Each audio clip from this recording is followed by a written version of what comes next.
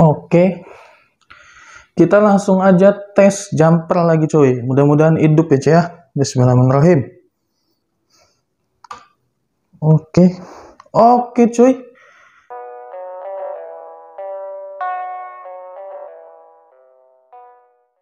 Oke teman-teman, balik lagi dengan gua Elang di channel Carry Horror pastinya. Di video kali ini, seperti yang udah kalian lihat di sebelah gua udah ada sebuah PC yang kalau kalian lihat secara jelas, ini kelihatannya udah bener-bener nggak layak ya cuy ya. Udah kelihatan jadul banget. Terus kalau kalian perhatiin lagi komputer ini tuh tampilan casingnya, kalau kalian lihat secara keseluruhan, casingnya itu udah banyak banget lecet-lecetnya, dan juga udah banyak banget nih bagian side panelnya ini yang udah pada karatan cuy ya. Lihat catnya itu juga udah pada ngelupas ya cuy ya. Jadi cuy, komputer ini tuh gua dapet di marketplace Facebook di grup COD daerah gua dengan harga yang sangat murah cuy, yaitu cuma di harga 170 ribuan aja cuy.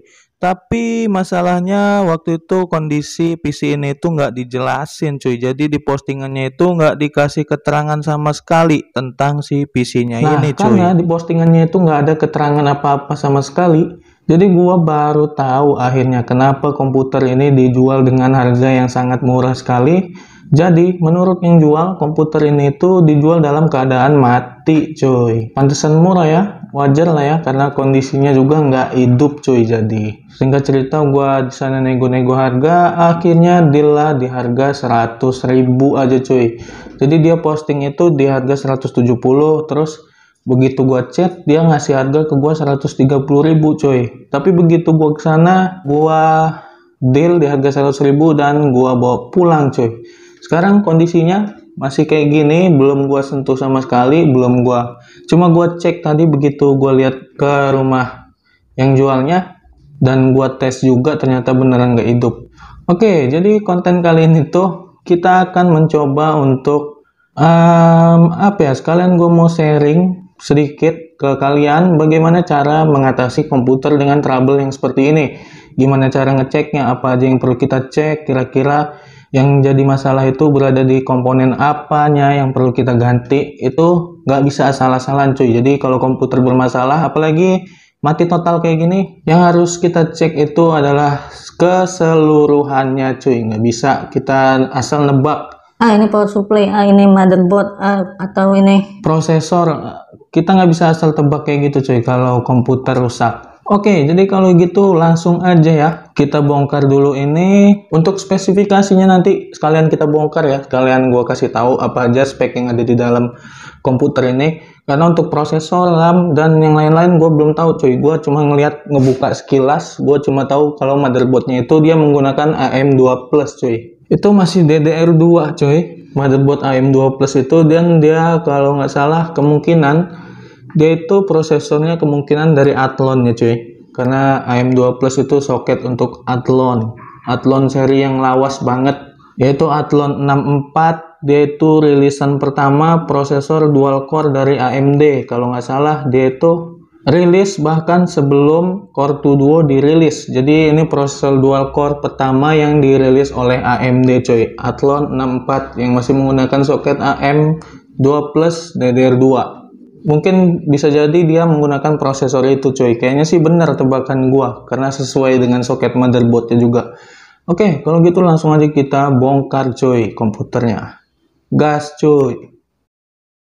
Sebelumnya gue mau disclaimer dulu buat kalian, terutama buat kalian yang belum ngerti, apalagi yang sama sekali nggak paham tentang komputer, tapi pengen punya komputer, terus kalian mau niru-niru apa yang gue lakuin ini supaya dapat komputer murah, beli komputer rusak gitu. Jangan ya, jangan ditiru. Boleh aja kalian niru, asal kalian udah bener-bener ngerti tentang komputer, tahu gimana cara ngebenerin komputer, tahu gimana cara nyelesain trouble-trouble yang ada di komputer, dan tahu apa aja yang harus kalian lakuin dalam mengatasi setiap masalah yang ada di komputer cuy. Kalau gua ngelakuin hal ini wajar, gua juga pengen buat konten, jadi yang nggak apa-apa lah ya. Gua sekali-sekali keluar duit buat beli komputer rusak untuk gua jadiin konten di channel YouTube gua tentunya.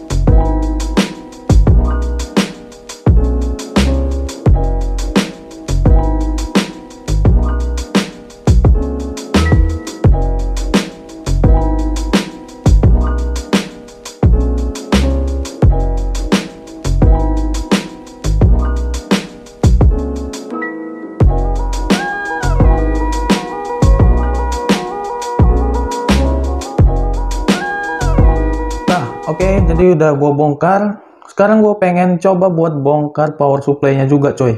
Jadi gue pengen tes untuk jumper langsung ke motherboardnya, karena gue curiga apakah mungkin tombol power dari casingnya ini yang bermasalah, jadi dia nggak mau hidup ketika dipencet tombol powernya ini. Gue pengen coba langsung buat jumper dari sini, dari front panel di mobunya ini. Kita tes, siapa tahu di jumper langsung hidup. Gue juga sekalian ngetes, mungkin aja power supply-nya cuy yang mati dari PC ini.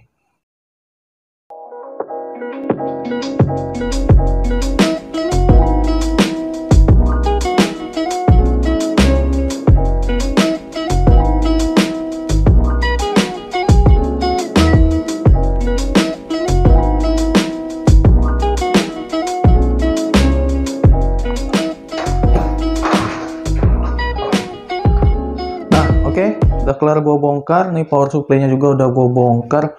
Gue pengen langsung aja dah.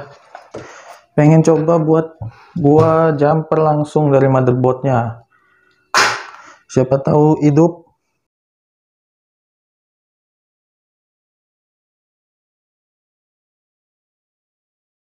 Oke, jadi bakal langsung aja pengen gue jumper pakai obeng ya. Buat yang belum tahu, ngejumper langsung ke motherboard itu kita tinggal tempelin aja, bisa pakai obeng atau besi apa. Yang penting harus safety ya untuk tangan kita, jangan sampai megang besinya ini.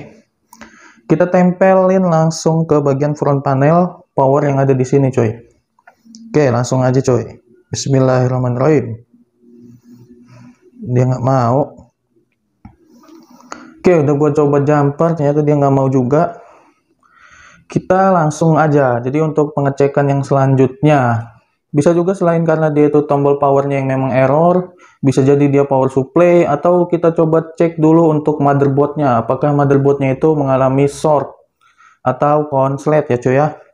Jadi ini kalian usahain kalau mau megang-megang kayak gini harus pakai alas kaki ya cuy ya. Ini gue pakai alas di kaki gue supaya nggak kesetrum, karena ya tahu sendiri ini beraliran listrik statis cuy. Nah, jadi untuk mengetes motherboardnya apakah dia short atau enggak, kita coba cabut di bagian yang ini cuy, di bagian 12 voltnya. Kita cabut aja.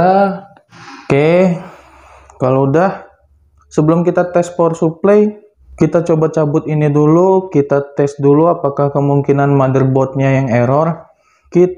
Udah kita lepas 12 voltnya, kita langsung aja jumper lagi cuy. Oke, dia masih nggak mau juga, masih nggak ada respon. Oke, jadi kalau udah kayak gitu, dia nggak ada respon juga sama sekali. Biasanya kalau dia short, motherboard itu yang paling sering short di bagian 12 voltnya ini cuy ya. Jadi kita coba cabut, biasanya dia mau hidup, cuman listriknya nggak ngalir ke prosesornya kalau tanpa ini. Itu untuk mengetes apakah motherboardnya yang rusak karena konslet alias short atau bukan. Jadi ini bisa kemungkinan bukan motherboardnya cuy. Kemudian pengetesan yang terakhir untuk mengecek bagian komponen apa yang harus diganti, bagian komponen apa yang rusak. Udah jelas kita juga harus mengetes power supply-nya cuy. Kita coba ganti power supply-nya cuy ya. Ntar gua ambil power supply dulu cuy. Nah, sekarang kita coba buat ganti power supply-nya cuy ya. Nih pakai PSU Korea untuk pengetesannya. Apakah power supply yang mati? Gue sih berharapnya power supply-nya aja yang mati cuy ya. Kalau motherboard jatuhnya sama aja rugi gua. Dan juga gua nggak punya stok motherboard DDR2 kayak gini. Udah langka banget. Oke. Udah kita colok. Jangan lupa colok powernya. Oke. Kita langsung aja tes jumper lagi cuy. Mudah-mudahan hidup ya cuy ya. Bismillahirrahmanirrahim. Oke cuy. Wih, gua seneng banget. Alhamdulillah. Ternyata benar power supply-nya cuy yang mati. Jadi benar masalahnya ada di power supply ini. terlihat kondisi fisiknya ya udah nggak jelas banget ya ternyata. Benar, kita akhirnya berhasil, dia udah hidup. Tapi jangan seneng dulu, kita harus ngebersihin dulu semuanya. Karena walaupun dia posisinya hidup, tapi dia belum tentu bisa tampil ke monitor cuy. Bisa jadi RAM-nya udah kotor, bisa jadi ada bagian yang perlu dibersihin di motherboardnya. Kita bakal bersihin dulu motherboardnya cuy. Sekaligus kita bakal ganti pasta biar awet, dan RAM-nya juga kita bakal bersihin. Tapi biasanya kalau hidup kayak gini dan dia itu nggak cepet mati, biasanya aman. Biasanya dia ini udah tampil ke monitor. Karena kalau dia ada problem di RAM, biasanya dia hidup sebentar, nggak lama dia mati lagi, terus hidup lagi. Biasanya itu RAM-nya trouble berarti. Tapi kalau dia anteng hidup terus kayak gini, biasanya dia aman cuy. Tapi untuk meyakinkan lagi, kita mending coba buat bersihin aja cuy ya. Ya.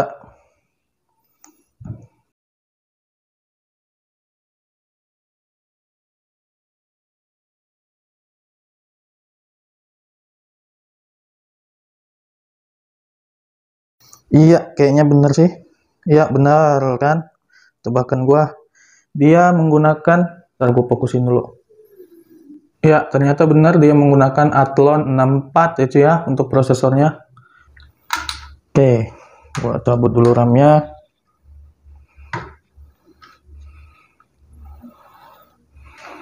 RAM-nya dia pakai, wah ini RAM-nya beda merek cuy. Yang satu Samsung 1 GB, yang satu dari merek Kingston. Nggak ada keterangannya berapa giga. Mungkin 1 giga juga atau mungkin 2 giga ini cuy ya. Sama-sama DDR2 pastinya. Oke, gua mau ambil kuas dulu cuy.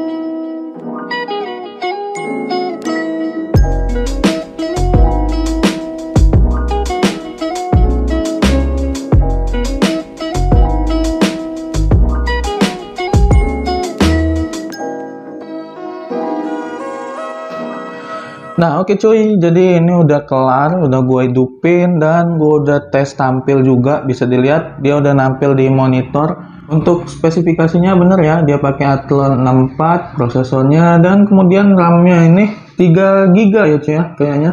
Dan dia cuma single channel DDR2. Oke, jadi mungkin video ini bakalan kita buatin part 2-nya ya cuy ya, untuk proses perakitan PC-nya ini. Dan mungkin untuk casingnya bakal kita bagus-bagusin sedikit lah ya, biar enak dilihatnya. Karena ini juga belum gue install Windows, karena harddisknya ini belum gue cek normal atau enggak. Dan ini kapasitasnya cuma 40 GB coy. Kalaupun rusak nanti kita bakal ganti lah ya. Mungkin kita bakal coba tes, kita pasangin VGA juga. VGA ringan aja lah ya, VGA yang 1 gigaan mungkin. Oke, jadi kalau gitu sekian dulu video kita kali ini. Thanks buat kalian yang udah nonton video ini sampai selesai, dan jangan lupa like, komen, dan juga share ke teman-teman kalian supaya bisa berbagi manfaat. Dan jangan lupa juga support gua dengan cara subscribe channel ini cuy. Oke, thanks for watching and see you next time.